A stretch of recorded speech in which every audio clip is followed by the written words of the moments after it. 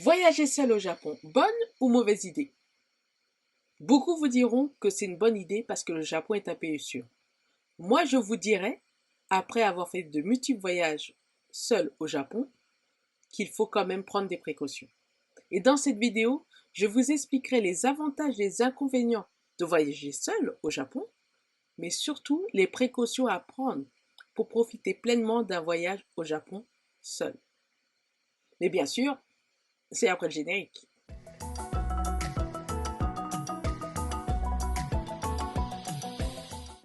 Bonjour, je suis Aurore, bienvenue sur En mode Nippon, le meilleur endroit pour faire de votre rêve de voyage au Japon une réalité. Abonnez-vous si ce n'est pas encore fait, car je publie chaque semaine conseils, astuces et choses à découvrir pour vous aider à préparer votre voyage au Japon. Et n'oubliez pas d'activer la petite cloche pour ne rater aucune des vidéos. 75% de mes voyages au Japon se sont faits seuls. Et j'ai apprécié énormément de les faire seuls. Parfois aussi, je regrettais d'être seule. Mais voyager seul ne m'a pas posé de problème, que ce soit au Japon ou ailleurs. Mais néanmoins, j'ai appris différentes choses. C'est qu'il y a des avantages à voyager seul. Mais il y a aussi des inconvénients. Et avec ces deux-là, j'ai compris qu'il fallait aussi prendre certaines précautions. Et ces trois choses, je vais vous l'expliquer. Mais en premier, voyons les avantages. Quel est l'avantage d'être seul quand on est en voyage? Et pas qu'au Japon. La première que je peux vous dire, et ça je suis sûre que vous comprenez, c'est que vous choisissez où vous voulez aller, quand vous voulez aller, ce que vous voulez manger, tout seul. Pas la peine à demander à Paul s'il est d'accord avec vous, ni à Jeannette si elle est d'accord avec vous. Vous êtes seul à choisir et à décider. Et ça, je vous dirais, c'est plus facile de faire un choix quand on est seul que quand on est à plusieurs. Autre avantage à être seul en voyage, c'est que vous décidez la durée du voyage. Si Paul a 2 semaines de vacances et vous pouvez faire un mois de vacances, eh ben, vous pouvez choisir un mois de vacances. Si Jeanne a 3 semaines de vacances, mais vous avez que 2 semaines, ben, vous pouvez choisir aussi 2 semaines de vacances. Vous choisissez la durée. Et si, comme une fois je l'ai fait, je devais aller faire la route alpine au Japon, la météo disait qu'il allait pleuvoir. Et je me suis dit, aller à la montagne sous la pluie, c'est pas terrible. Mais quand je me réveille, je vois le beau soleil. J'allume vite fait la télé pour voir quelle est la météo. Et je vois qu'il fait beau toute la journée. Qu'est-ce que je fais? Je me lève, je me lave, je m'habille, je m'en vais. Personne à attendre, personne à demander son avis. Voilà entre autres les avantages à voyager seul.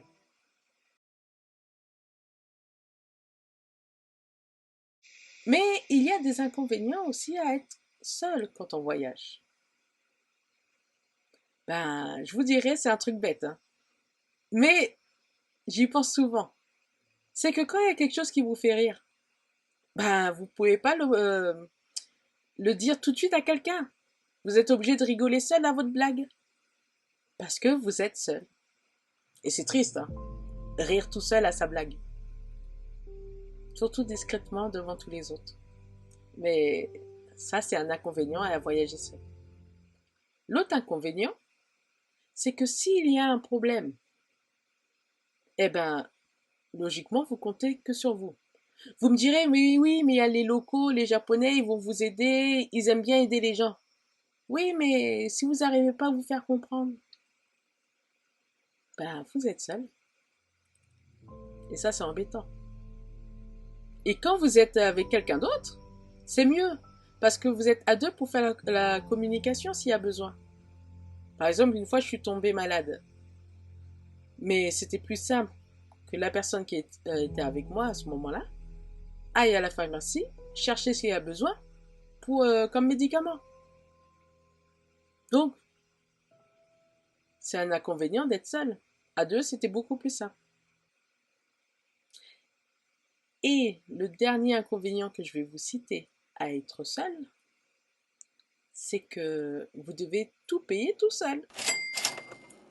Sur le coup, vous avez déjà calculé votre budget, donc ça rentre. Mais c'est aussi profitable de pouvoir faire des économies de ce genre. Et pour le moral, ça fait du bien. Parce que quand il y a une dépense imprévue qui arrive, eh ben, vous n'êtes pas en train de vous dire, est-ce que je mangerai ce soir? Parce que comme vous êtes à deux, vous pouvez supporter la charge. Par exemple, j'ai vu dans une vidéo, il y a deux jeunes qui sont partis en voyage au Japon. Un a perdu sa pochette avec tout son argent. Ben, comme il n'était pas seul, son ami a pu le dépanner, le temps qu'ils retrouvent leur pochette. Et ça, c'est l'inconvénient quand on est seul. C'est que une misère, un problème, et ben vous êtes seul.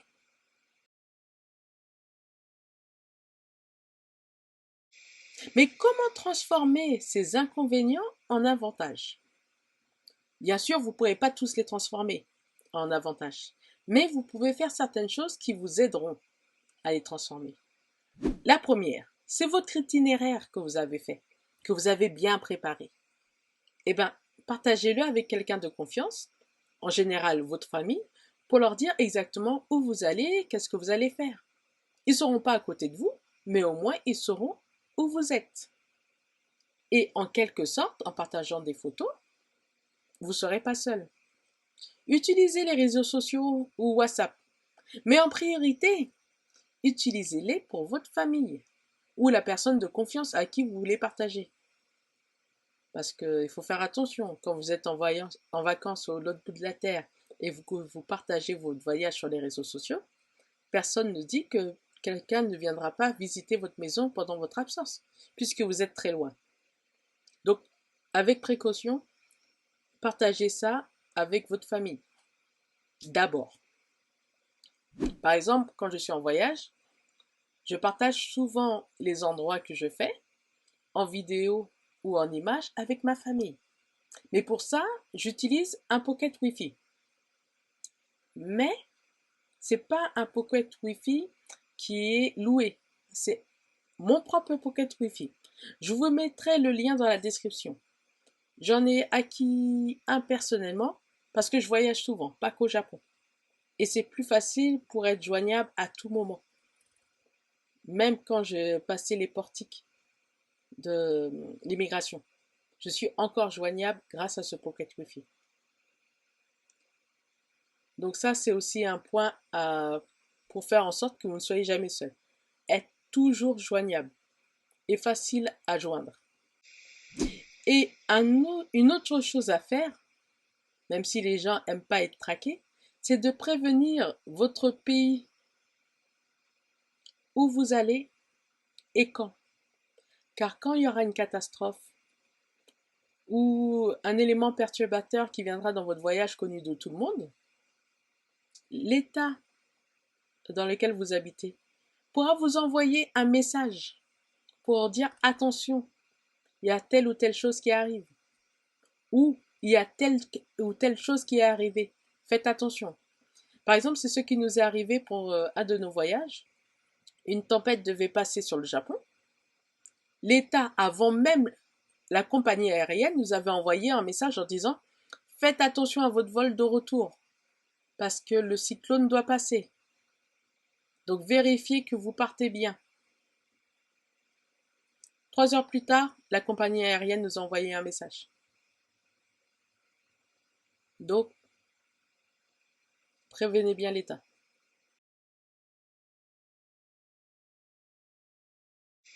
Et là maintenant, je vais vous parler des précautions à prendre. C'est des précautions que j'ai pris l'habitude de prendre parce que je voyais seule en tant que femme. Mais même en tant qu'homme, je vous conseille de prendre note de ces précautions. La première, c'est de prendre un endroit près d'un poste de police.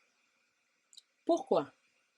Parce que si vous avez un problème, vous pourrez facilement y aller pour signaler le problème.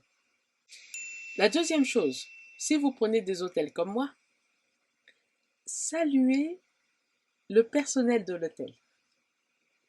Pas pour faire genre vous êtes poli, hein, bien que c'est une bonne chose aussi. Mais en tant qu'étranger au Japon, ils vous remarqueront. Et ils verront quand vous rentrez, quand vous sortez. Donc ça fera une double protection pour vous.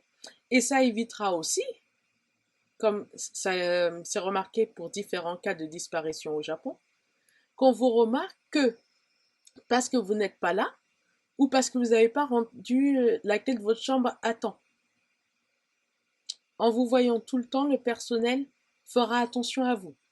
Des fois même, c'est eux qui chercheront votre regard pour vous saluer. Troisième précaution à prendre. Quand vous êtes seul, faites attention aux horaires des transports.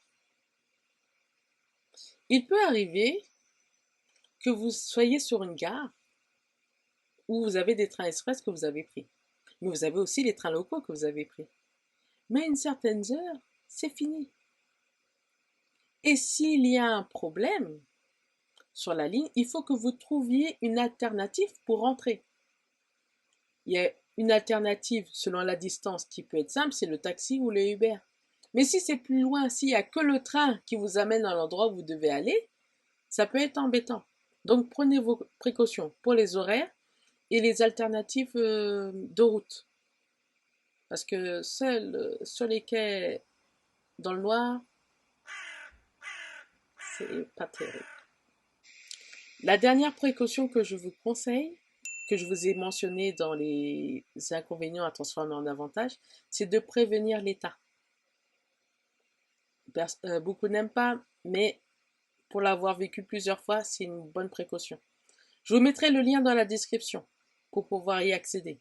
C'est Ariane, pour dire que vous êtes à l'étranger et que vous êtes bien.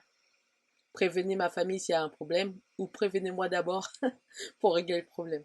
C'est une précaution à prendre. Vous aurez peut-être l'impression d'être traqué, mais quand il y a une catastrophe, ils sont au point maintenant, ils agissent vite pour vous prévenir. C'est plus facile pour vous aider s'il y a un problème. Donc j'espère que ces conseils que je vous ai donnés dans cette vidéo ne vous découragera pas de voyager seul. Mais si vous le faites, comme moi je le fais souvent, profitez-en. Mais faites-le avec précaution. Et même si vous dites que le Japon est un pays sûr, faites-le avec précaution. Car on ne sait jamais, on n'est pas à l'abri des imprévus. Et des fois, et j'en suis sûre, il vaut mieux prévenir que guérir. Je vous aurais dit même deux valent mieux qu'un, mais seul, physiquement, avec les gens à portée de téléphone, c'est aussi bien. Donc j'espère que ces conseils vont vous aider à préparer encore mieux votre voyage, même s'il se fait en solo. Laissez-moi un commentaire, posez-moi une question pour que je puisse vous y répondre. Partagez avec des amis, si vous ne voulez pas partir avec eux par exemple. Et osaki ni tekimasu.